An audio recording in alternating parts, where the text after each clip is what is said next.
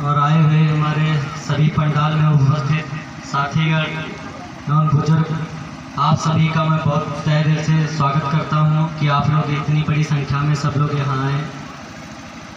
तो और मैं कमला रावत जी का भी स्वागत करता हूं।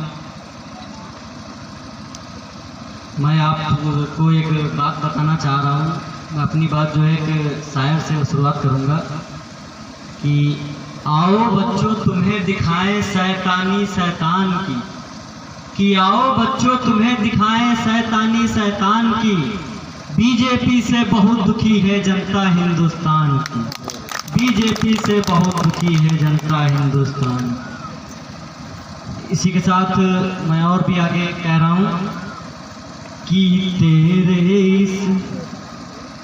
तेरे इस झूठे वादे मक्कारी पर लानत है, मक्कारी पर लानत है।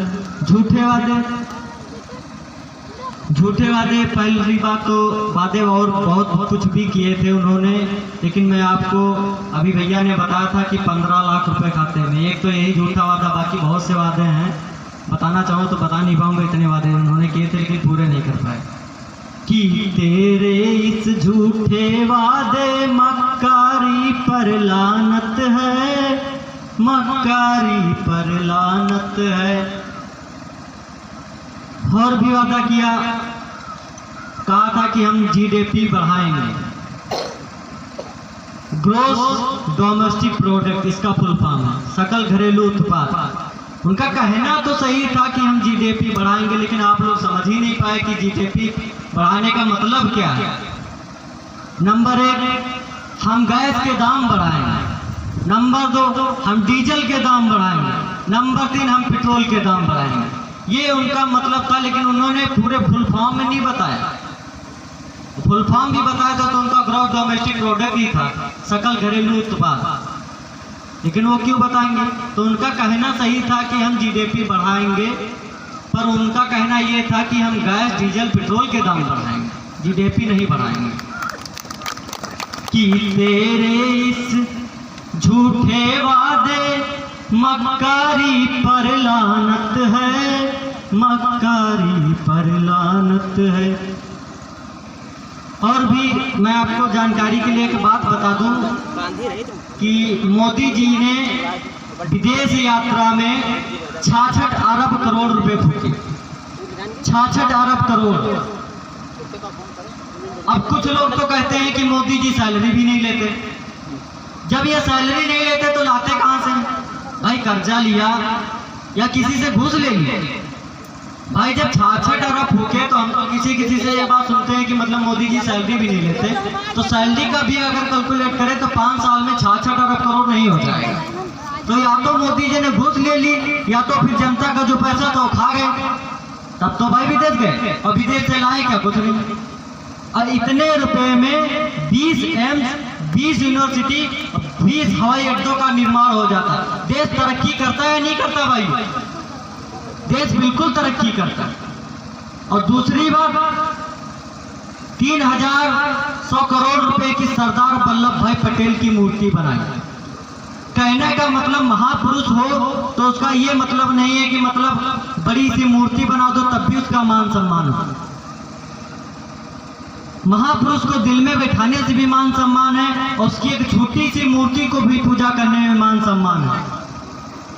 अगर इसको कैलकुलेट किया जाए तो प्रति व्यक्ति पर 2 करोड़ 40 लाख रुपए आ रहे हैं। देश में कोई गरीब नहीं बचता। इतना पैसा ये लाए कहां से? इतना पैसा ये लाए कहां से? ये कोई नहीं, उनसे पूछने वाला ही नहीं। कोई नहीं पूछने वाला कहां पर जाए, क्या पैसा लाए, कहां से लाए। बस ये सवाल चाहिए कि 70 साल में कांग्रेस ने क्या किया। वैसे तो मैं बहुत युवा हूँ, इतने साल से मैं मतलब अभी ज़्यादा मेरी उम्र भी नहीं है। मैं 18 साल का हूँ, 18 साल का हूँ। मेरी इतनी उम्र नहीं है कि मैं पहले से जान पाऊँ कि कांग्रेस मतलब क्या कर रही है, लेकिन फिलहाल मैं पढ़ता लिखता हूँ तो कुछ तो इतना जानता हूँ कि क्या किया। पहली बात तो जो ये आप अब बेच रहे हैं, 70 साल में जब यहाँ पर एक सुई भी नहीं बनती थी, एक रोड भी नहीं था, एक हाईवे भी नहीं था, एक हवाई जहाज नहीं था। आज इतने airport, railway station, bus stand, सरकारी बसें, सरकारी स्कूल, सरकारी स्वास्थ्य केंद्र, ये सब कांग्रेस की देन है। ये सारी चीजें जो है कांग्रेस की ही देन है। लेकिन लोग कहते हैं कि 70 साल में किया क्या। हम उनसे भी कहना चाह रहे हैं, जो लोग पढ़े लिखे हैं, जो ज्यादातर वही लोग ये बात बोलते हैं कि 70 साल में कांग्रेस ने क्या किया। तो मैं कहना चाह रहा हूं कि आपके दादा, जो पिताजी, पहले तो प्राइवेट स्कूल नहीं थे, ज्यादा नहीं थे, सरकारी स्कूल थे, जो लोग वहां से पढ़े उनसे आप जाके पूछिए कि 70, जिनकी आप पैसों से आज मौज कर रहे हैं, उनसे पूछिए कि 70 साल में कांग्रेस ने क्या किया। लेकिन कहने की बात है तो वोट मांगने के लिए, ये सब करने के लिए तो बहुत लोग बताते हैं कि मतलब ये उन्होंने नहीं किया, ये हमने अच्छा किया। हमको बस कोई बीजेपी का एक भी नेता अगर ये बता दे कि उन्होंने गरीब के, जनता के लिए एक कोई काम बता दे कि उन्होंने क्या किया। हाँ, ये भी कहा जाता है कि सिलेंडर बंटवाए, तो सिलेंडर तो हर एक नेता जो होता है देश को आगे तरक्की कराने के लिए उसका हर एक मकसद होता है। तो सिलेंडर फ्री दे दिए तो क्या हुआ? गैस तो नहीं फ्री दे दिया आपको, सिलेंडर फ्री देने से क्या होगा? सिलेंडर तो 2000-2500 रुपये में मिल जाएगा। गैस फ्री, जो कांग्रेस की जब सरकार थी, जो 450 रुपये, 350 रुपये की गैस आज 600 रुपये, 700 रुपये, 800 रुपये में बिक रही है, तो ये आप लोग नहीं सोचते। हाँ, सिलेंडर दे दिया। तो मेरा कहना है कि आप एक अच्छी पार्टी को और एक अच्छे नेता को चुने, जो आपके और आपके बच्चों के भविष्य के लिए सोच सके, ना कि इस नेता को चुने कि जो को आपको बिल्कुल जो भी बनाया आप वो भी बिगाड़ दे। अब कोई चीज बिगड़ती है तो बनाने में समय भी लगता है। घर है, बनाने में 1 महीना, 15 दिन, 2 महीने, 3 महीने भी लग सकते हैं।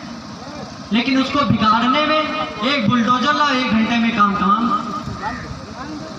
एक बुलडोजर ला 1 घंटे में काम तमाम, वो घर गिर जाएगा। तो 70 साल में कांग्रेस ने भी यही किया, जो घर बिगड़ा हुआ था उसको बनाने का कार्य किया। अब ये तो आए हैं तो घर बने पर कुर्सी डालकर मौज कर रहे हैं। और मोदी जी, तो ये भी कहा जाता है कि मोदी जी जिस चीज पर बैठ जाते हैं उसकी नीलामी भी हो जाती है। मोदी जी के सूट की नीलामी, मोदी जी के कुर्सी की नीलामी, लोग खरीदते भी। तो उनसे भी मेरा कहना है कि बुढ़ापा क्या खरीदा है, जवां मर्दी खरीदो तुम। बुढ़ापा क्या खरीदा है, जवां मर्दी खरीदो तुम। किसी नफरत वाले शतरंज से बेहतर है कि वतन पर मट मिटने वाले की वर्दी खरीदो तुम। वतन पर मट मिटने वाले की वर्दी खरीदो तुम। यही सब बातें हैं, छोटी छोटी सी बातें हैं, जो आप लोगों को अभी और भी लोग आएंगे बताएंगे। बहुत सी बातें हैं। खासतौर से मैं वार्ड नंबर 56 से जिला पंचायत प्रत्याशी हूँ और मेरे क्षेत्र से सभी मेरे युवा साथी मदद भी कर रहे हैं। मैं इलेक्शन चंदे से भी लड़ रहा हूँ सब लोग, क्योंकि मेरी इतनी मतलब अभी मैं पढ़ाई लिखाई कर रहा हूँ, इतना मेरा हो नहीं, लेकिन सब लोग हमको अच्छा मानकर हमको आगे बढ़ा रहे हैं। तो अब मेरे जो दोस्त यहाँ पर ज़्यादा लोग तो नहीं हैं, 2-3 लोग हैं, वो सब मेरे बहुत साथी हैं। और आप लोगों से भी निवेदन करता हूँ कि आप अपने ही क्षेत्र में कोई अच्छा नेता ऐसा चुने जो आपके लिए अच्छा काम, आपके बच्चों के भविष्य के लिए सोच सके। तो आप ना कि उसकी अच्छाइयों के देखिए कि उसमें अच्छाई क्या है। तो आप सब लोगों से मेरा यही कहना है कि आप एक अच्छे, एक ईमानदार और अच्छे नेता को यहाँ से जिताएं और हमारी कांग्रेस पार्टी को आप आगे ले जाएं। और मेरे लायक जो भी सुविधा है, मैं जो भी चंदे से अपने प्रदान करता हूँ लोगों के बीच में, किसी के घर में शादी, गरीब लोग हैं, लड़की है, शादी करते हैं, अगर इतना नहीं है तो आइए, मैं परिवारजल निवासी हूँ, मेरा मोबाइल नंबर लीजिए। हम लोग जो लोग गरीब हैं वो लोग अपने लड़की की शादी करेंगे तो बिल्कुल जो हमसे मदद हो सकती है हम लोग बिल्कुल करते हैं चंदे से, और मैं करता हूँ। मैं वार्ड नंबर 56 का प्रत्याशी हूँ। इसका ये मतलब नहीं कि जनसेवा इसी में है कि अपने क्षेत्र की हो क्यों। मैं अनुसूचित जात का कांग्रेस पार्टी सीतापुर कांग्रेस कमेटी से ब्लॉक अध्यक्ष हूँ। तो मैं इस पूरे ब्लॉक का मतलब निर्णय लेता हूँ कि मैं उसका कार्य करूँगा।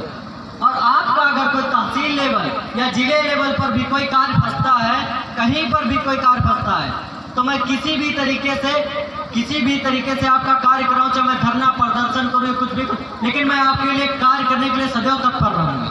ये मेरा आपसे वादा है। और जिस कभी को मेरे को आजमाना, मेरा मोबाइल नंबर कोई भी एक कार्य बता के देखे, हम लोग 10, 15, 20 लोग तुरंत जाके वहां पर आपको मौजूद मिलेंगे। धन्यवाद। इसी के साथ मैं अपनी बारी को विराम देता हूँ।